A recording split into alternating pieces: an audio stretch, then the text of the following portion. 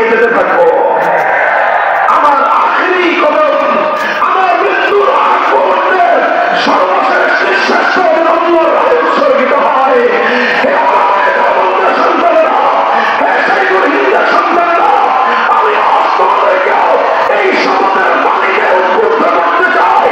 আসো শপথ গ্রহণ করি। আমার সামনে যখন মৃত্যু দুয়ার এসে হাজির হবে, মরতে মরতে আল্লাহর দ্বীনের জন্যকে নিয়ে সামনে এগিয়ে যাবো।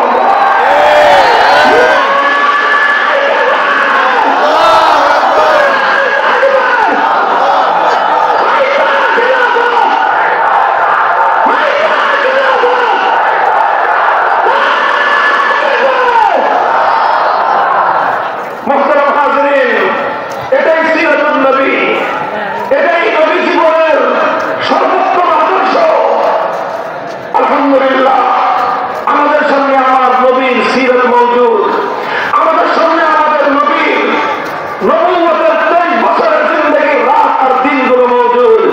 আমাদের সামনে আমাদের নবীর নবুয়তের 23 বছরের হিজরতের আগে এবং পরের সময়গুলো আমাদের সামনে উপস্থিত। আমাদের সামনে আমাদের নবীর দাওয়াতের ময়দানে, জিহাদের ময়দানে আমার নবীর একটি কদম কিভাবে পড়েছিল সেই ইতিহাস আমাদের সামনে বিদ্যমান। আমাদের সামনে আমার নবীর সিরাতের সেই সকল উজ্জ্বল পাতাগুলো জ্বলজ্বল করতেছে। আমার নবী ইসলামের জন্য জীবনে কত ধরনের ত্যাগের কোরবানি স্বীকার করেছেন, জীবনে কত ধরনের প্রতিকূলতাকে মোকাবেলা করেছেন, জীবনে কত ধরনের জুলুম নির্যাতনের শিকার হয়েছেন, কত রকমের জুলুমের নিষ্ঠুরতার নিচে আমার নবী পিষ্ট হয়েছেন। সাহাবায়ে কেরাম জীবন দিয়েছেন, রক্ত দিয়েছেন, সব উৎসর্গ করে দেওয়ার পরেও আমার নবী এক মুহূর্তের জন্য থমকে দাঁড়াননি। জীবনের শেষ মুহূর্ত পর্যন্ত অভীষ্ট লক্ষ্য করে তিনি এগিয়ে গিয়েছেন। এটাই হলো সিরাতুন নবী।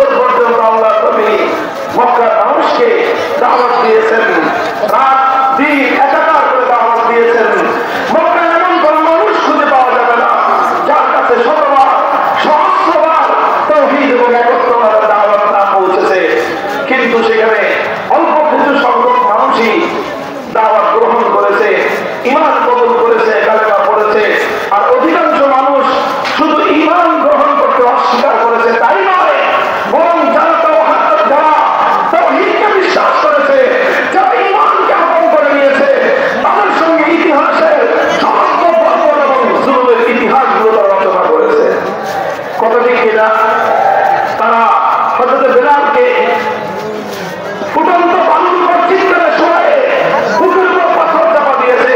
খাব্বাব ইবনে আরত রাদিয়াল্লাহু আনহুকে জ্বলন্ত আগুনের উপর শোয়ে দিয়েছে।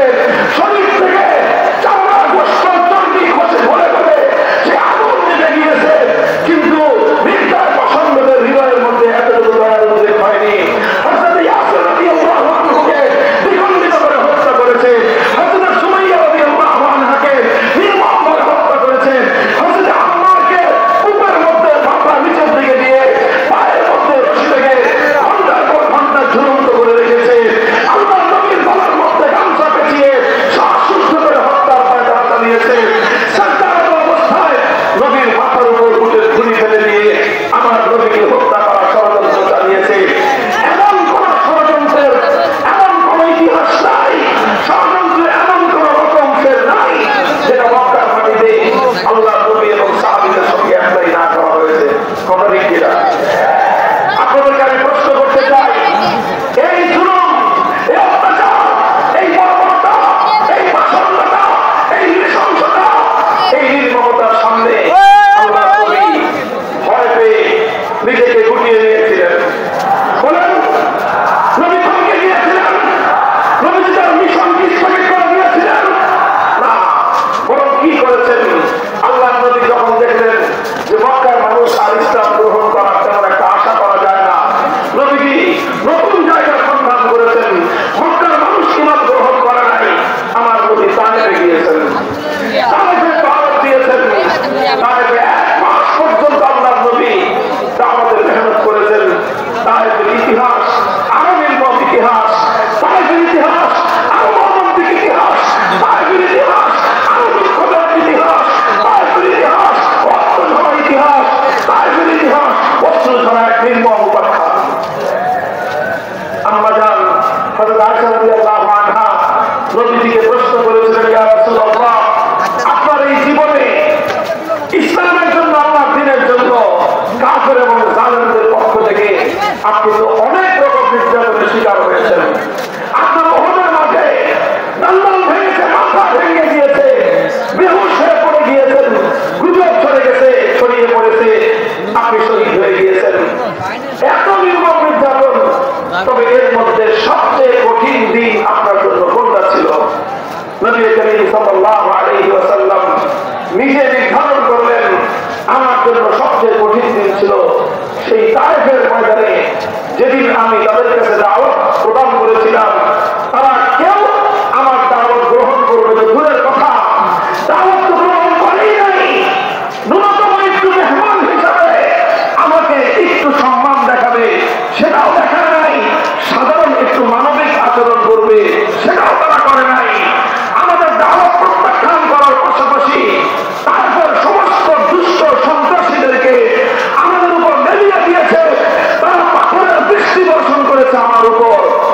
সারা শরীর রক্তে রঞ্জিত হয়েছে, মাথা থেকে রক্ত পড়তে পড়তে জমিনের সাথে রক্ত পড়েছে, পায়ের চপ্পল সেই রক্ত দিয়ে পায়ের সাথে আটকে গিয়েছে। বেহুশ হয়ে আমি পড়ে যাই, তারা এসে আবার আমার হাত ধরে উঠায় দেয়, আমাকে চলতে সাহায্য করে। দুকদম করার সাথে সাথে আবার সেই দুষ্টদেরকে, সন্ত্রাসীদেরকে আবার উস্কানি দিয়ে দেয়, তোরা আবার পাথর মার, তারা আবার আমার উপর পাথর দিচ্ছে। কি চলতেছে এগুলা?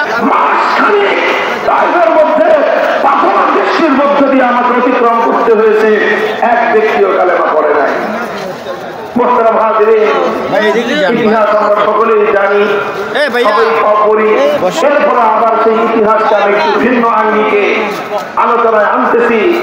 আমাদের জীবনের উত্তম আদর্শ অনুসরণ করার নিমিত্তে আমি আপনাদেরকে কিছু কথা, কিছু পয়গাম আমার পক্ষ থেকে আমি আজকের এই মুহূর্তে দিতে চাই। আমি আপনাদেরকে জিজ্ঞাসা করতে চাই, আমার নবী মক্কা থেকে হতাশ হয়ে তায়েফে গেলেন, তায়েফ থেকে হতাশ হয়ে মক্কায় ফিরে আসছেন, এরপরে কি নবী থমকে গিয়েছেন?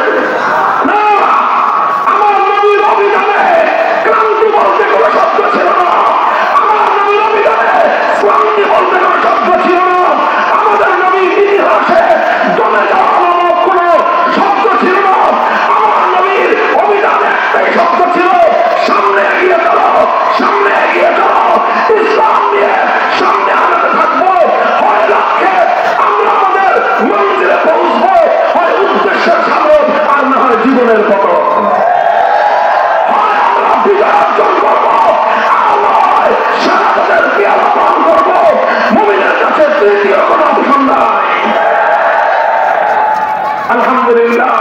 আল্লাহ পাক নবীজিকে হতাশ করেন নাই। তায়েফ থেকে ফিরে আসার সাথে সাথে আল্লাহ পাক নবীজির সামনে নতুন দুয়ার খুলে দিলেন। হজের মৌসুম, মদিনা থেকে 6 জন লোক আসলো। আল্লাহ নবীর সঙ্গে তাদের সাথে মিনার ময়দানে সাক্ষাৎ হয়ে গেল। নবীজি তাদের কাছে দাওয়াত দিলেন। 6 জন মানুষ দাওয়াত কবুল করলো। মক্কায় হয় নাই, তায়েফে হয় নাই, এক ধাক্কায় আল্লাহ পাক সেই দাওয়াত সোনার মদিনায় পৌঁছে দিলেন। এবছর 6 জন আসলো, পরের বছর 12 জন আসলো, তারপরের বছর 70 জনের দুরানি কাফেলা সোনার মদিনা থেকে আমার নবীর সঙ্গে মক্কায় এসে মিলিত হয়ে তারা বলল, ইয়া রাসূলুল্লাহ, মক্কার মানুষ আপনাকে প্রত্যাখ্যান করেছে, মক্কার মানুষ দাওয়াত গ্রহণ করতে অস্বীকার করেছে, মক্কার মানুষ দ্বীন কায়েম করতে অস্বীকার করেছে, মক্কার মানুষ আপনার দ্বীনকে নিয়ে দাঁড়িয়ে যেতে তারা অস্বীকার করেছে। আসুন আমরা মদিনাবাসী আপনাকে স্বাগত জানাই, আমরা আপনার সঙ্গে থাকবো। আপনার মিশন হবে আমাদের মিশন, আপনার দ্বীন হবে আমাদের দ্বীন। আপনার এই দ্বীনের জন্য জীবন দেব, রক্ত দেব, আপনাকে ছেড়ে আমরা একা যাব না। নবীজি হিজরত করলেন জিলহজ মাস, এরপরে 3 মাসের মাথায় মুহররম, সফর, রবিউল আউয়ালে আল্লাহ নবী হিজরত করলেন, মদিনায় চলে গেলেন। লম্বা ইতিহাস, সব কথা বাদ। আল্লাহ নবী মদিনায় গিয়ে মদিনার সমাজের মাধ্যমে ইহুদি এবং মুশরিকদের সাথে শান্তি চুক্তি করে মদিনায় একটা নিরাপদ পরিবেশ কায়েম করলেন। মুসলমানরা সেখানে নির্বিঘ্নে আল্লাহর ইবাদত করতে পারে, মুসলমানরা সেখানে নির্বিঘ্নে সালাত আদায় করতে পারে, নামাজ পড়তে পারে, নির্বিঘ্নে কোরআনের তেলাওয়াত করতে পারে, নির্বিঘ্নে আল্লাহর সিজদা করলে কেউ আর তাদের মাথায় এসে উটের ঘুরি ফেলে না। কোরআন তেলাওয়াত করলে কেউ এসে তার গলায় গামছা পেঁচে শ্বাসরুদ্ধ করে হত্যা করতে চায় না।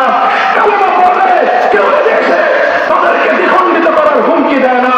কালেমা পড়ার অপরাধে কেউ তাদের বুকের উপর পাথর চাপা দেয় না, কেউ তাদেরকে আগুনে পুড়িয়ে হত্যা করার পায়তারা চালায় না। সোনার মদিনায় এমন একটা শান্তিপূর্ণ পরিবেশ আল্লাহ নবী কায়েম করেছিলেন হিজরতের সঙ্গে সঙ্গে। আমি জানতে চাই, যখন মদিনায় শান্তিপ্রিয় পরিবেশ পেয়ে গেলেন আল্লাহ নবী, নবীজি এবার মনে করলেন, প্রশ্ন শুনুন, নবীজিকে এবার মনে করলেন যে যথেষ্ট হয়েছে। নবীজিকে এবার মনে করলেন যেহেতু একটা শান্তিপ্রিয় পরিবেশে, শান্তিপূর্ণ পরিবেশে আমরা দাওয়াত এবং তালিমের কাজ করতে পারতেছি, শান্তিপ্রিয় পরিবেশে আমরা এখন তাজকিয়ার কাজ করতে পারতেছি, শান্তিপ্রিয় পরিবেশে ইসলামের দাওয়াত, তালিম এবং তাজকিয়ার কাজ করতে পারতেছি, খানকাহ পরিচালনা করতে পারতেছি, আত্মশুদ্ধির কাজ করতে পারতেছি। সুতরাং এখন আর সামনে অগ্রসর হওয়ার কথা, দরকারটা কি? নবীজিকে এমন চিন্তা করেছিলেন।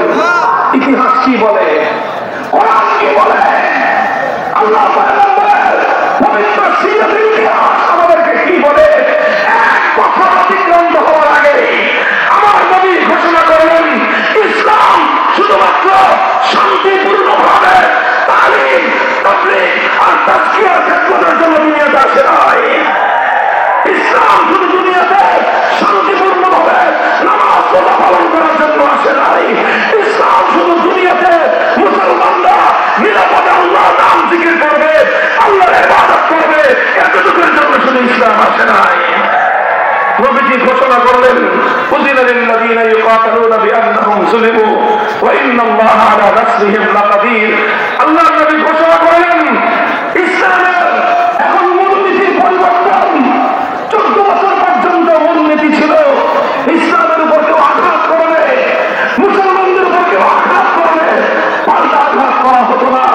কিন্তু সোনার মদিনায় ইসলামের একটা নিরাপদ জায়গা, ভূমি প্রতিষ্ঠিত হওয়ার সঙ্গে সঙ্গে আল্লাহর নবী ঘোষণা করলেন, এখন থেকে ইসলামের নীতি হবে, কেউ যদি মুসলমানদের উপর আঘাত করতে আসে, কেউ যদি ইসলামের উপর হামলা করতে আসে, এখন আর সেই হাত নিরাপদে ফিরিয়ে দেওয়া হবে না।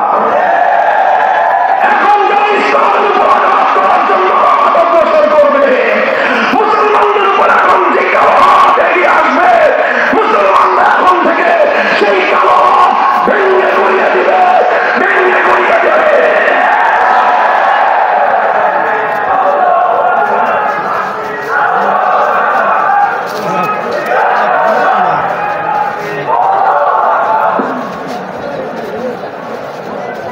ইসলামের দাওয়াতের সাথে, তালিমের সাথে, তাজকিয়া এবং খানকাহি মেহনতের সাথে আল্লাহ নবী চতুর্থ মেহনত যুক্ত করলেন। সেই মেহনতকে বলা হয় জিহাদের মেহনত, সেই মেহনতকে বলা হয় দ্বীনকে বিজয়ী করার মেহনত।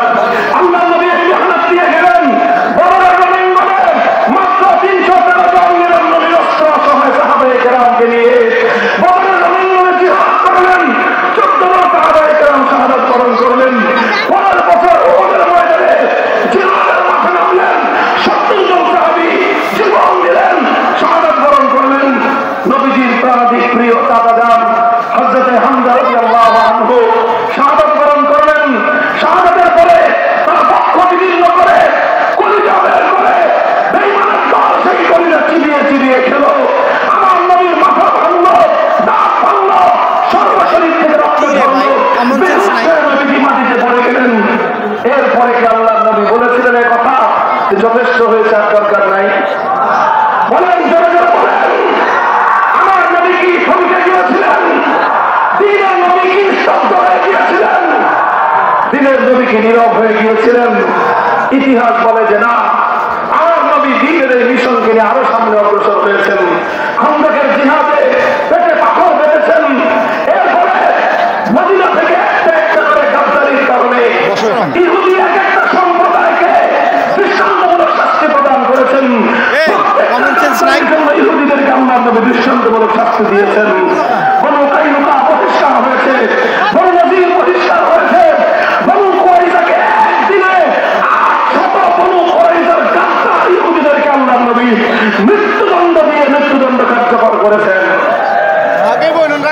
আজ যারা মুসলমানদের খুনি, বাংলাদেশের ইতিহাসের বর্বরতম খুনি, ফ্যাসিবাদী স্বৈরাচারী, আলেম ওলামাদের খুনি, ছাত্র জনতার খুনি, নারী পুরুষের খুনির বিরুদ্ধে ফাঁসির রায় দেখে যাদের অন্তরের মধ্যে মায়া কান্না উঠে, তারা সবচেয়ে বড় প্রচন্ড এবং বর্বর।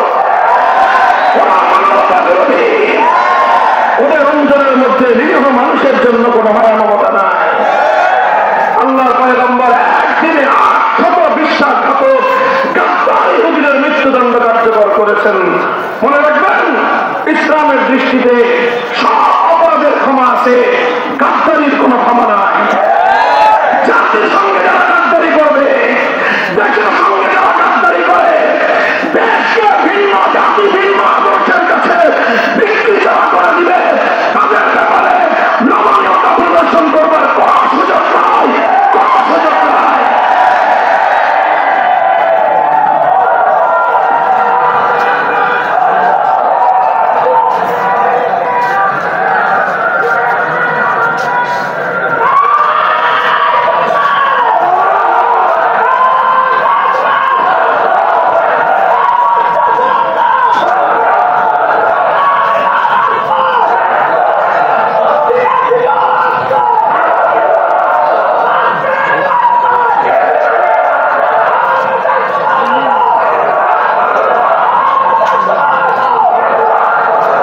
মোহতারাম হাজিরিন, ইতিহাস আর বেশি বলবো না। ইতিহাসের যেটা আমি বলতে চাই, 870 হিজরি ইতিমধ্যে আল্লাহর নবী সোনার মদিনা থেকে সমস্ত ইহুদিদেরকে উৎখাত করে দিয়েছেন।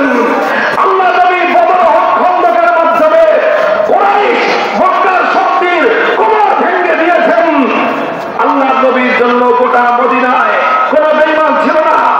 পূর্ণ মদিনায় ইসলামী রাষ্ট্র প্রতিষ্ঠা হয়েছে, ইসলামী খিলাফত কায়েম হয়েছে, আল্লাহর কোরআনের রাজ কায়েম হয়েছে। এরপরে কি আল্লাহর নবী শান্তি দিয়েছেন?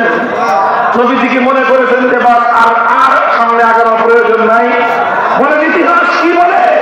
7ম হিজরিতে আল্লাহর নবী 1400 সাহাবায়ে কেরাম নিয়ে পবিত্র মক্কার দিকে রওনা করলেন। উমরাতুল হুদাইবিয়া, উমরার উদ্দেশ্যে সফর করলেন। মক্কার উপকণ্ঠে হুদাইবিয়া আসার সঙ্গে সঙ্গে কুরাইশরা বাধা দিল। নবীজি বললেন, আমরা উমরা করতে আসছি, যুদ্ধ করতে আসি নাই।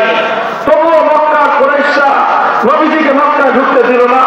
নবীজি সেদিন বললেন, ঐতিহাসিক মন্তব্য আল্লাহর নবীর। নবীজি বললেন, আজ মক্কার কুরাইশরা এমন যে কোনো শর্ত দিবে, যেই শর্তের মাধ্যমে আল্লাহর ঘর বাইতুল্লাহর ইজ্জত এবং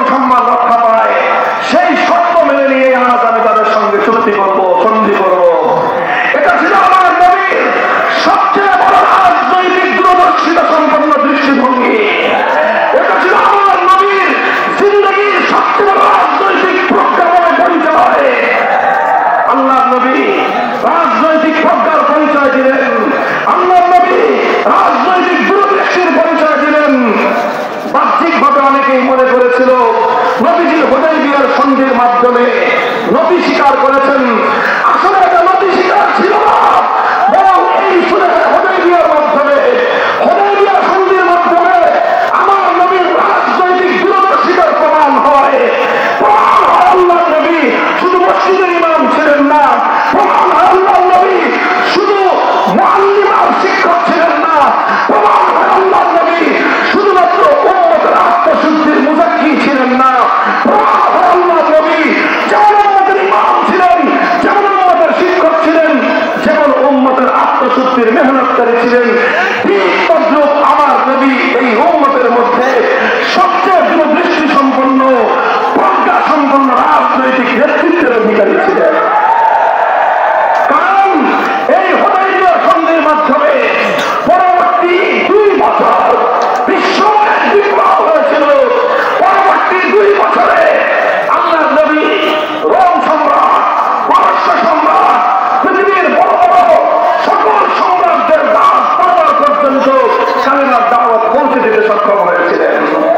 হুদায়বিয়া সন্ধির বরকতে ওই বছরই আরবের মাটিতে ইহুদিদের সর্বশেষ ঘাঁটি খায়বার দখল করে খায়বার থেকে ইহুদিদেরকে উৎখাত করতে সক্ষম হয়েছিলেন। হুদায়বিয়ার সন্ধির বরকতে মাত্র 1 বছরের মাথায় আল্লাহর নবী 8ম হিজরি রমজান মাসে পবিত্র মক্কা মুআজ্জামাকে বিজয় করে বাইতুল্লাহ পবিত্র আঙ্গিনায় আল্লাহর দ্বীনের ঝান্ডা সমুন্নত করতে পেরেছিলেন। মুহতারাম হাজিরিন, ইতিহাস এই জন্য বললাম, এই জায়গা থেকে আমি 2টো কথা আলেম আমাদেরকে বলতে চাই। 2টো কথা আজকের এই বিশাল জনসমুদ্রকে লক্ষ্য করে আমি বলতে চাই। লিসেন মি, কান খাড়া করে আমার এই 2টো কথা শুনেন। 1 নম্বর বক্তব্য হবে, 1 নম্বর কথা, হুদায়বিয়ার আমার নবীর রাজনৈতিক নেতৃত্বের যেই পরিচয় পাওয়া গিয়েছে, এখান থেকে সাব্যস্ত হয় আম্বিয়ায়ে কেরাম শুধু মসজিদের ইমাম হতেন না, আম্বিয়ায়ে কেরাম শুধু ধর্মীয় নেতা হতেন না, আম্বিয়ায়ে কেরাম যেমন ধর্মীয় নেতৃত্ব দিতেন, রাজনৈতিক নেতৃত্বের ক্ষেত্রেও আম্বিয়ায়ে কেরাম অত্যন্ত দক্ষ এবং প্রজ্ঞা সম্পন্ন ব্যক্তিত্ব হতেন। এই জন্য উলামায়ে কেরাম, আমরা সকলেই জানি হাদিস, আল উলামাউ ওয়ারাসাতুল আম্বিয়া, আলেমগণ নবীদের উত্তরাধিকারী। কথা ঠিক? আলেমগণ নবীদের উত্তরাধিকারী শুধু মসজিদের মেহরাবের মধ্যে বলেন, আলেমগণ নবীদের উত্তরাধিকারী শুধু মসজিদের জুমার দিনের মিম্বরে, আলেমগণ নবীদের উত্তরাধিকারী শুধুমাত্র দর্স এবং তাদরিসের মুআল্লিম এবং শিক্ষকের মাসনদে, আলেমগণ নবীদের উত্তরাধিকারী শুধু উম্মতের আত্মশুদ্ধি আর তাজকিয়ার মেহনতের জন্য খানকাহের গদিতে, আলেমগণ যেমনি ভাবে মসজিদের মেহরাবে নবীর উত্তরাধিকারী, আলেমগণ ইমামতি করবেন, আলেমগণ যেভাবে দর্স এবং তাদরিস তালিমের জন্য নবীদের উত্তরাধিকারী তারা শিক্ষকতা করবেন, আলেমগণ যেরকম নবীদের উত্তরাধিকারী দাওয়াত এবং তাবলীগের ময়দানে তারা দাওয়াতের নেতৃত্ব দিবেন, আলেমগণ যেরকম নবীদের উত্তরাধিকারী তাজকিয়া এবং খানকাহের মেহনতে সেখানে তারা উম্মতের আত্মশুদ্ধির কাজে নেতৃত্ব দিবেন। ঠিক তদ্রূপ এই উম্মতের যে কোনো রাজনৈতিক ক্রান্তিকালে উম্মতের উলামায়ে কেরামকে নিয়ামতে নবী, নবীর উত্তরাধিকারের দায়িত্ব পালন করতে গিয়ে জাতিকে রাজনৈতিক নেতৃত্ব প্রদান করতে হবে। আমি একটা হাদিস শোনাই, একটু বুঝছেন, একটা হাদিস শোনাই, বুখারী শরীফের হাদিস, মুসলিম শরীফ সহ সমস্ত হাদিসের কিতাবের মধ্যে হাদিসটি বর্ণিত আছে।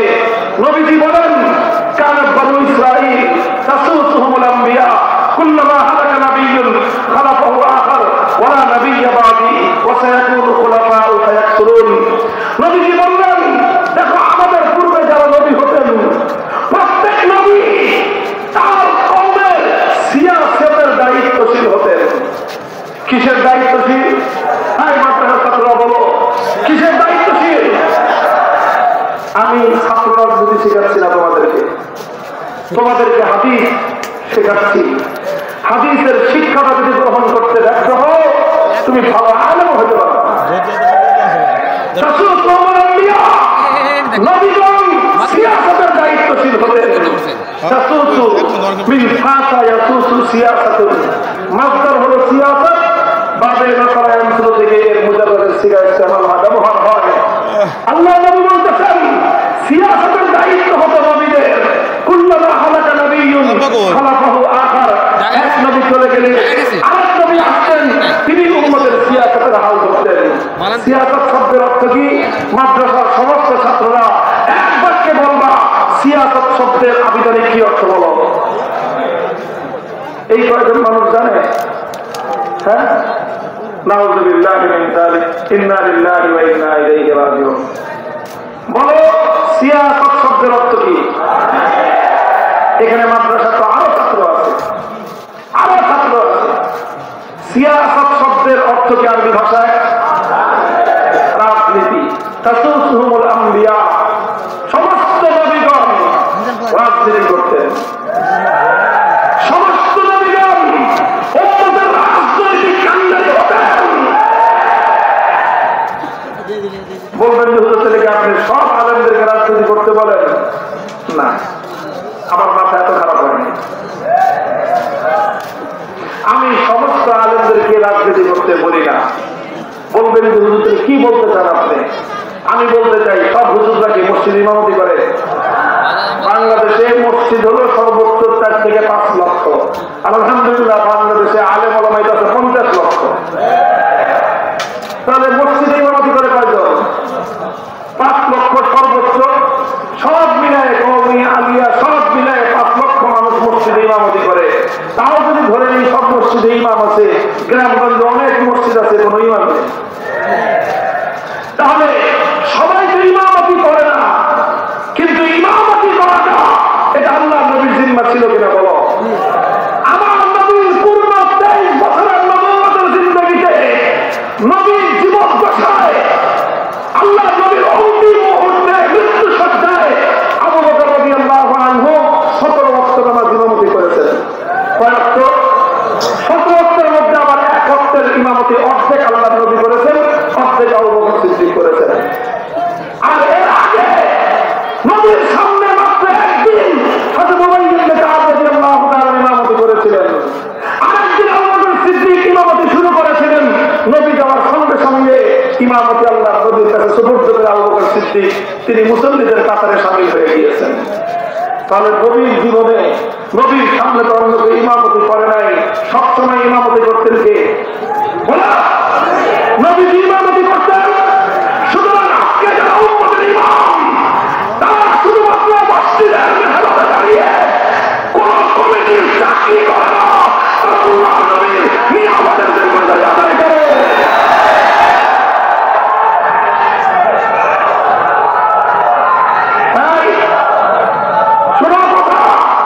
কেউ যদি আলেম ওলামাদেরকে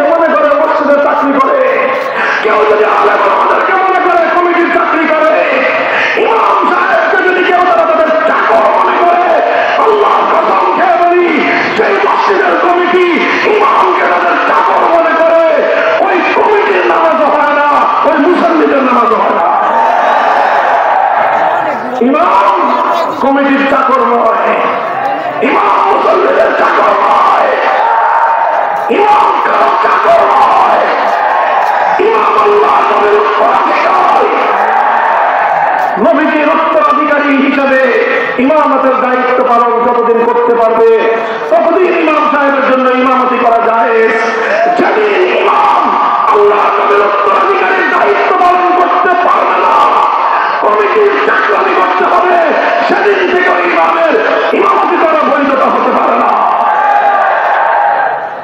খবরদার, কথা খুব ভালো করে মনে রাখবেন, ইমামত আল্লাহ নবীর উত্তরাধিকার, দ্বীনের তালিম এটা নবীর উত্তরাধিকার। কথা বলেন ঠিক না বেশি? ইমামত যেরকম সব আলেম করে না। মাদ্রাসার শিক্ষকতা সব আলেমের করতে হয় না। তাসকিয়ার জন্য খানকাহের মেহনত, মানুষকে বায়াত করে তাদের আত্মশুদ্ধির মেহনত সব আলেম করে, সব আলেম করতে হয় না। কারণ এই সব কাজগুলি কিন্তু নবীজি একাই করতেন। আমাদের এখনকার আলেমদের পক্ষে সব কাজ একা সামাল দেওয়া সম্ভব নয়।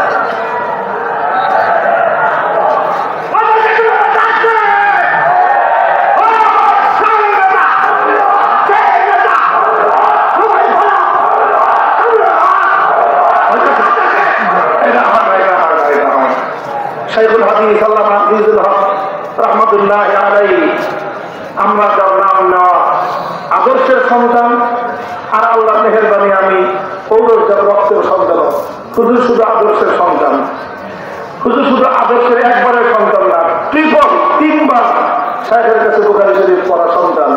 আমি শাইখের কাছে 1 বার বুখারী শরীফ পড়া সন্তান। আমি হলো শাইখুল হাদিস রাহমাতুল্লাহি আলাইহি জিন্দেগির আখেরি সময়গুলোতে একটা সবক পেয়েছি। তিনি বলতেন, আমরা যখন বলতাম শাইখুল হাদিস জিন্দাবাদ, তিনি বলতেন আমার নামে স্লোগান দিয়ে লাভ কি, তোমরা যতই জিন্দাবাদ বলো আমি জিন্দা থাকবো না, আজ আছি কাল আমি শেষ, মরে যাবো। এখন মামুনুল হক জিন্দাবাদ বলে লাভ নাই, আজ আছি কাল আমি থাকবো না। বলবেন তাহলে কি বলতে হবে? বলতে হবে সেটা যেটা কোনোদিন করবে না, বলতে হবে দ্বীন ইসলাম, বলতে হবে দ্বীন ইসলাম। এটা হলো মূল স্লোগান আমাদের, বক্তের স্লোগান হবে একমাত্র তার নামে, লিল্লাহি তাকবীর। বরত্বের স্লোগান আল্লাহর নামে, জিন্দাবাদের স্লোগান ইসলামের নামে। যাই হোক, আমি বলতেছিলাম এইভাবেই উম্মতের আলেম ওলামাদেরকে যদি সত্যিকার বিরাসতে আম্বিয়া পূর্ণ জিম্মাদারি জাতির মধ্যে ধারণ করতে হয়, নবীর প্রত্যেকটা কাজের ক্ষেত্রে যোগ্য উত্তরাধিকার তৈরি করা আলেমদের ঐতিহাসিক জিম্মাদারি। বলবেন হুজুর, হুজুররা কি রাজনৈতিক দায়িত্ব সামাল দিতে পারবে? এইসব প্রশ্ন মান্দাত্তা আমলে 2021 সালের পরে 2025 সাল পর্যন্ত যারা দুনিয়ার খোঁজ খবর রাখে, এই প্রশ্ন করলে বলে হাসেও হাসবে। ওলামায়ে কেরাম, দারুল উলুম দেওবন্দের সন্তানেরা রাষ্ট্র এবং রাজনীতির ব্যাপারে তারা কতটুকু করতে পারে, আজ সেটা শুধুমাত্র থিওরিটিক্যাল কোনো বিষয় নয়, আজ সেটা শুধু বক্তব্যের বিষয় নয়। প্রায় 6.5 লক্ষ বর্গ কিলোমিটারে বিশাল রাজত্ব, বিশাল রাষ্ট্র, 4 কোটি পপুলেশন, বিশাল রাষ্ট্র, 30 জনের মতো মন্ত্রিসভা, সেই 30 জনের মন্ত্রিসভা আমিরুল মুমিনিন থেকে নিয়ে শুরু করে 28 জন মন্ত্রী, সব দেওবন্দের পড়ুয়া মাদ্রাসার আলেম ওলামা। নাম হলো তার ইমারতে ইসলামিয়া। আফগানিস্তানের নাম শুনলে অনেকের তো এমনি কাঁপাকাঁপি শুরু হয়ে যায়, তালেবানের নাম নিলে তো কথাই নাই। আলহামদুলিল্লাহ, এই রব, এই আতঙ্ককারী মন্ডলীরা আল্লাহ তৈরি করে দিয়েছেন। আলহামদুলিল্লাহ বলতে হয়, বাংলাদেশের দেশে দাঁড়িয়ে একজন কওমি মাদ্রাসার গর্বিত সন্তান হিসেবে, একজন আলেম দ্বীন হিসেবে এ কথা আমরা পরিষ্কার ভাষায় জাতিকে বলতে চাই। হে বাংলার মানুষ, আল্লাকুম ফিল ফালাহ ওয়ার রুশদ ওয়া আইয়াসবুদা লাকুম মুলকুকুম। হে বাংলার মানুষ, তোমরা কি চাও কামিয়াব হতে? তোমরা কি চাও আত্মমর্যাদা নিয়ে বিশ্বনগরে মাথা উঁচু করে দাঁড়াতে? তোমরা কি চাও তোমাদের রাষ্ট্রের স্বাধীনতা অক্ষুণ্ণ থাকো? এমনি চাইলে থাকবে না। আরে দেশের স্বাধীনতা, দেশের গৌরব, জাতির মর্যাদা রক্ষা করতে চাও।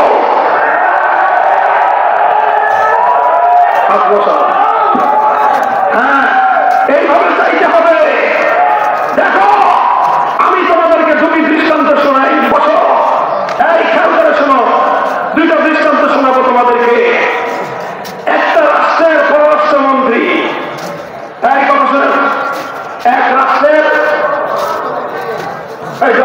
এক রাষ্ট্রের পররাষ্ট্রমন্ত্রী তিনি বলতেছেন যে অমুক রাষ্ট্রের সাথে আমাদের সম্পর্ক তো স্বামী স্ত্রীর মতো।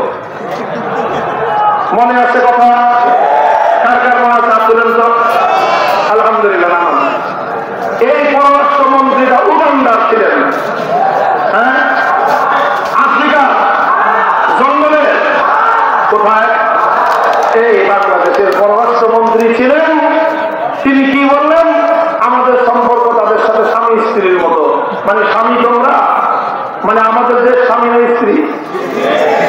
নিজেরা তাদের স্ত্রীর পরিচয় দিয়ে তারা দাঁতে উঠতে চেয়েছিল, বলছিল আমরা তোমাদেরকে যা চাও তাই দেই, তাওরাকেই দেই।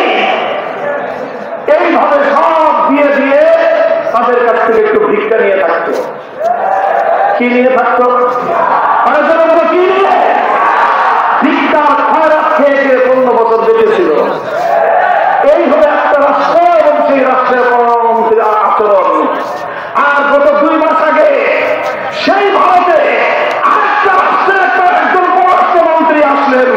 গোটা ভারতের পররাষ্ট্রমন্ত্রী সহ গোটা ভারত রাষ্ট্র দাঁড়িয়ে তাকে সালাম করার মধ্যে নিজেদের গৌরব খুঁজে পেয়েছিল। সেই রাষ্ট্রটার নাম বাংলাদেশ, কি নাম? আফগানিস্তান।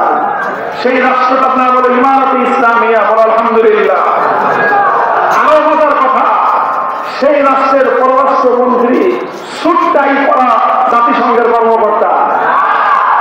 সেই রাষ্ট্রের পররাষ্ট্রমন্ত্রীর নাম হলো মোল্লা মোহাম্মদ আমির খান মুত্তাকি। মানে আমাদের মতো সাধারণ মোল্লা না। কেমন মোল্লা? পরহেজগার মোল্লা। মুত্তাকি মানে কি? মানে পরহেজগার মোল্লা, মানে সাধারণ মোল্লা না, পরহেজগার মোল্লা একজন। তিনি হলেন পররাষ্ট্রমন্ত্রী। জিজ্ঞাসা করবা তার শিক্ষাগত যোগ্যতা কি? হুজুর সহ আমরা সেই পররাষ্ট্রমন্ত্রীর সঙ্গে বসে এক টেবিলে আমরা বৈঠক করেছি, প্রশ্নের পর প্রশ্ন করেছি। আল্লাহ আল্লাহর নামে শপথ করে বলতেছি, আমরা যতটুকু দেখেছি আমাদের সাথে একজন রাষ্ট্রীয় অতিথি হিসেবে যতটুকু সম্মান দেওয়া তার চেয়ে একটু পরিমাণ কম দেয়নি। সমস্ত সম্মান রক্ষা করে আমাদের সঙ্গে তার রাষ্ট্রের আমাদের প্রত্যেকটা প্রশ্নের জবাব দিয়েছেন। আর এই পূর্ণ সময় মাথায় ছিল পাগড়ি, হাতে ছিল তসবিহ। যখন আমরা কথা বলতেছি তখন ওনার মুখ বন্ধ, কান দিয়ে কথা শুনতেছেন, হাত দিয়ে তসবিহ টিপতেছেন, মুখ দিয়ে জুবানের মধ্যে আল্লাহর নাম জিকির করতেছেন। আবার যখন তিনি বলেন কথা তখন তার তসবিহ বন্ধ, যখন আমরা কথা বলি তখন তার তসবিহ চলে। এটা শুধুমাত্র পররাষ্ট্রমন্ত্রীর দৃশ্য নয়। আমরা সেই দেশে সেখানকার পানি এবং বিদ্যুৎ মন্ত্রণালয়ের মন্ত্রী মোল্লা আব্দুল মনসুর হাফিজাহুল্লাহ, ওনার সাথে গেলাম, একই দৃশ্য। আমরা গেলাম ওয়াজারাতুল আমরি বিল মারুফ ওয়ান নাহই আনিল মুনকার। পৃথিবীতে এক বিস্ময়কর মন্ত্রণালয়, সেই মন্ত্রণালয় কায়েম করেছে আল্লাহর কোরআনের একটা আয়াত বাস্তবায়নের জন্য। সুবহানাল্লাহ বলবা। الذين إن مكناهم في الأرض أقاموا الصلاة وآتوا الزكاة وأمروا بالمعروف ونهوا عن المنكر। আমরা জিজ্ঞাসা করলাম যে আমর বিল মারুফ নাহি আনিল মুনকার মন্ত্রণালয় এটা আবার কেমন মন্ত্রণালয়? তারা বললেন এটা সেই মন্ত্রণালয় আল্লাহর কোরআন যেই মন্ত্রণালয় কায়েম করার নির্দেশ দিয়েছেন। মুসলমানরা যদি রাষ্ট্র ক্ষমতা পায় সে রাষ্ট্র কিভাবে পরিচালিত হবে, মুসলিম শাসক বর্গের কি দায়িত্ব হবে, আল্লাহর কোরআন সেই দায়িত্ব সরাসরি বলে দিয়েছে যে সেই রাষ্ট্রের অন্যতম দায়িত্ব হবে আমর বিল মারুফ নাহি আনিল মুনকার, সৎ কাজের আদেশ দেওয়া, অসৎ কাজের বাধা দেওয়া। আমরা আল্লাহর কোরআনের আয়াত বাস্তবায়ন করার জন্য রাষ্ট্রের সবচেয়ে প্রভাবশালী, সবচেয়ে গুরুত্বপূর্ণ মন্ত্রণালয় আমরা স্থাপন করেছি। এক রাত্রে শেষ হবে না, গল্প বলতে গেলে এক রাতে শেষ হবে না। আল্লাহ আমি দেখেছি, আমি খুঁটিয়ে খুঁটিয়ে জিজ্ঞাসা করছি, যেহেতু আমার রাষ্ট্র রাজনীতি এটা আমার সাবজেক্ট। আলহামদুলিল্লাহ পৃথিবীর অনেক দেশের অনেক বিষয়ের খবর আছে আমাদের কাছে। আমি খোঁজ খবর নিয়েছি যে এই মন্ত্রণালয়টা কিভাবে চলে।